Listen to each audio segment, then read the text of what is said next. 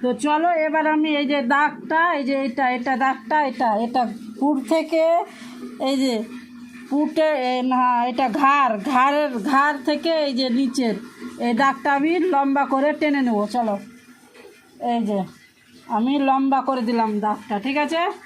এবার আমি এটা অর্ধেক করে রেখেছিলাম, তো আমি এইটা অর্ধেকের কি করব, দিল হবে, ঠিক আছে। এরকম করে দিল হবে, এইভাবে করে দিল, এই যে এইভাবে করে দিল,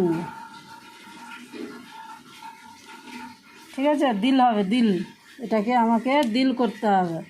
এবার এটাতেও আমি দেখে নেব কত আছে, 3.5 ইঞ্চি দুইটা দাগ, তাই তো না 3.5 ইঞ্চি, 3.5, 1, 2, 3টা দাগ আছে। তো আমি 3.5 মানে 1.5 ইঞ্চি 3টা দাগ, তাই তো।